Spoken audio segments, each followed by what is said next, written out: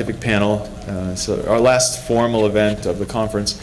And the way I think about this is it's a chance for people to ask questions that they didn't get a chance to ask earlier during the individual presentations.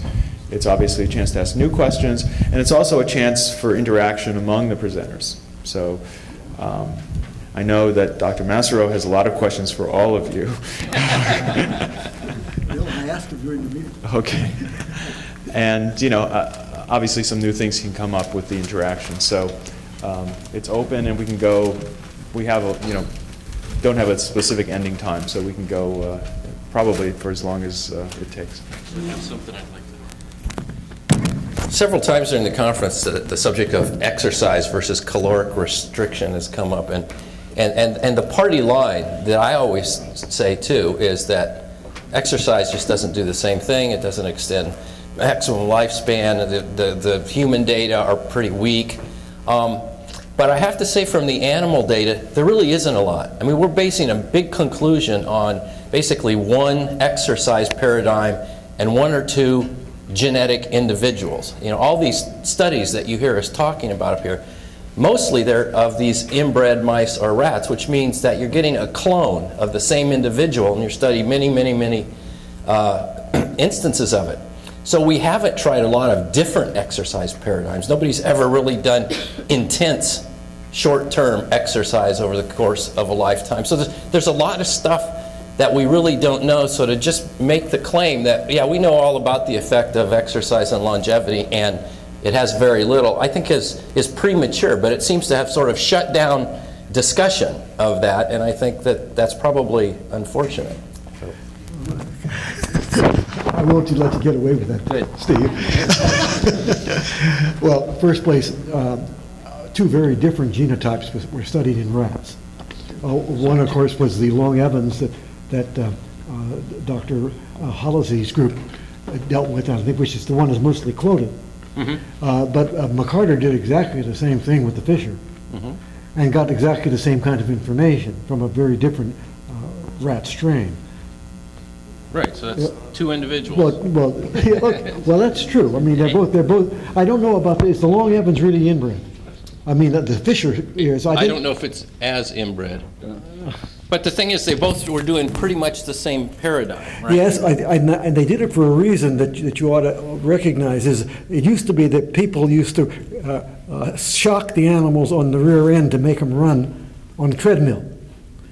And it was decided that not only was that cruel, but in addition, it was bringing in a different stressor, namely an electric shock. Okay, and so what these people... That should be good, according to you. Well, no. What I said was a moderate. So I think you have to know what that is. But anyway, so both McCarter and Hollisey decided that it was totally inappropriate to have that shock and ask questions about exercise. I think you'd agree with that. And so what they tried to do to set up a running wheel circumstance where the animal was voluntarily exercising. Now, both of them ran into some problem because the rat voluntarily exercises when he's very young and then says to hell with it and just sleeps in the wheel. So what they had to do was to slightly reduce their food intake. So they added a dietary component, a dietary restriction component to make the animals run. And but I think there was nothing arbitrary about that. What they were saying is that it's important for exercise to be voluntary. If it isn't voluntary, then you're adding an additional stressor. Yeah. So let me respond to that. I think Ed made my point perfectly. These are good experimental.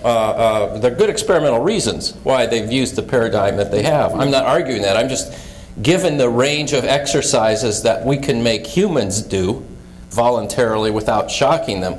That kind of the range of things hasn't been very fully explored in the rodent world. Excuse me, isn't there a big difference between maximum lifespan and mean lifespan? In other words, isn't it just more valuable if you can get 10 guys to 90 through exercise rather than one guy to 120 through exercise? I mean, doesn't that validate the value of exercise? You know what I mean? Yeah, I mean, Sure. Besides, the reason to exercise is not that it makes you live a long time. The reason to exercise is so while you're alive, you can actually function. That's basically. But to really have any indication that you've affected aging, as opposed to just getting rid of some disease. Now, getting rid of some disease would be nice. You really do need to extend both the mean and the maximum, because if you do that, then you've actually affected the rate at which things are deteriorating. Yeah, but Can I if you just see- make comment on play him, tennis, because- for instance- Excuse me, I'm sorry for Yeah, butting in, but if yeah. you say play tennis, you'll see guys out there in their 70s now that can kick butt. Right. And if they were sitting on their couch for the last 3 decades, they wouldn't be doing that. Right. You know, they wouldn't, No question about it. Yeah, I'm not arguing that exercise is not a good thing. I would just, I'm not familiar with the study, so I don't know, and I would assume that these studies are competing paradigms, and have any studies been done to see if in fact there might be some synergistic effect between the two, both at the same time, exercise and caloric restriction versus only caloric? Not done well, though. It was done with calorically restricted animals.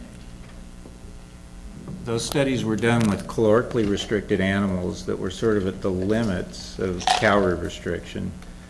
And then they gave them wheels to run on, and you've got to always consider the possibility that those animals lived a shorter period of time, that they crossed over into overt starvation because they utilized calories that they would otherwise have utilized staying alive by running.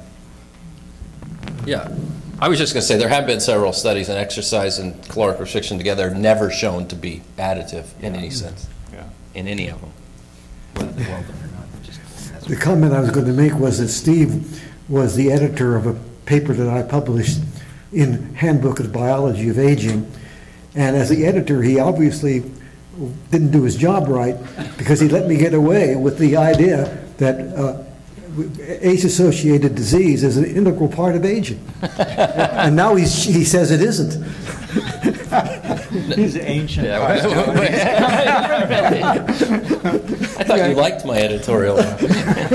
Can I let me give Ed some more stress to extend his life with. Oh, God, no, I can't remember what I was going to talk about. So Ed was saying that calorie-restricted animals are stressed because they have a spike of glucocorticoids. I'm going to argue that they're not stressed at all, and in fact, the induction of HSPs, the level that they can be induced to, is irrelevant for animals that are in a vivarium, and the way we've done our studies. First of all, whenever we've looked at any time, if you look just before the animals eat, you look while they're eating, or later after they've eaten, the HSPs are undetectable.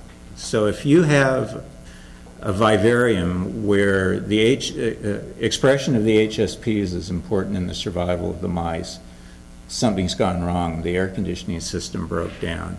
So I would argue... Heat shock protein? Yeah. Just for the audience. Yeah, the heat shock proteins. So those heat shock proteins are part of a class of proteins, though, that are called chaperones. And if you look in calorie-restricted animals, at any time, before they've eaten, after they've eaten, they have lower levels of chaperones in general than control-fed animals.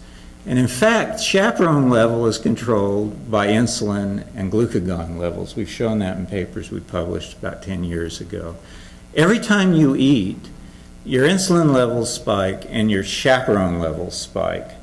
And if you're calorie restricted, they spike faster and they go back down faster. But they don't spike because eating's a stress, they spike because they respond. But the HSPs, the heat shock proteins, the ones that are involved in real stress, they don't change at all, in fact, at any time.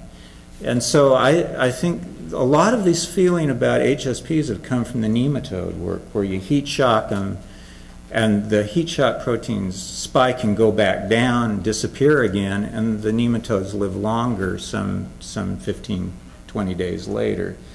But for a mammal, at least, I don't think they're relevant at all. And in fact, the way those studies were done was to take the cells out of the animal, put them in tissue culture, grow them, have them in serum medium, and then heat shock them there and ask how big a spike do you get in the heat shock proteins. And boy, that's about as non-related to what goes on inside the animal as you can get.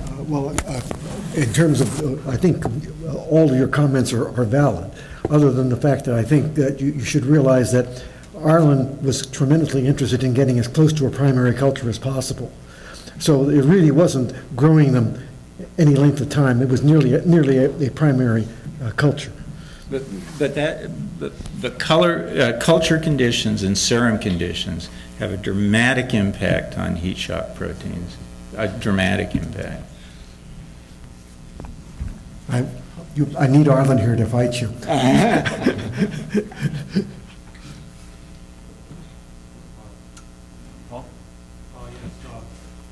I'd like to ask Dr. Spindler, he and I have talked about this. Maybe could you move up to the mic? Already. Can you move to the mic? That would. Oh, sure. Yeah. And I know your lab has done a lot of work, or done a very nice study about glucose and how it's handled in the liver under CR. And I'm wondering if you could tell us a little bit of details about that study and just remind us about your findings. I'd really like to. I know a lot of people here do control glucose as a part of their regimen, and whatever you can tell us would be very interesting.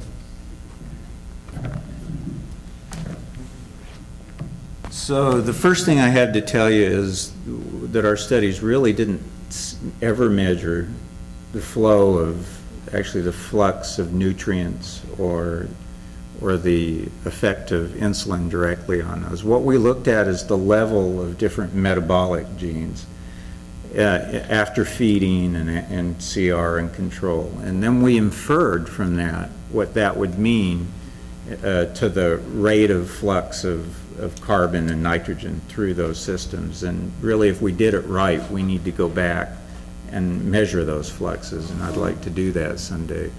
But what we found was that in CR animals, whether it's between meals or almost right after eating, if you look at the expression of the genes or the level of activity of the gene products, it's consistent with the idea that there's a flow of carbon and nitrogen from the peripheral tissues into the liver to be made into glucose for the carbon, or to be disposed of as urea for the nitrogen. So it's turning over protein in the rest of the body, sending all of those, sending the carbon to be made into glucose for the brain, because our brain sucks up about 30% of the blood glucose. And then the nitrogen is being detoxified and disposed of. And then even after you eat, so just in the short time after these animals ate, there'd be a flow of carbon back, or the enzymes would change, consistent with a flow of carbon back into the periphery, into the muscles and the lung. And a rapid resynthesis. And then within a couple of hours, the enzymes would change back the other way and the flow would start going back. Now, that kind of thing slowed down with age, and CR, either young or old, switched it to where the enzymology was consistent with rapid synthesis and then continued breakdown over the rest of the day. And so our conclusion was that you're always renewing yourself if you're calorie restricted, and that's why I made the comments I did this morning. So I think that sums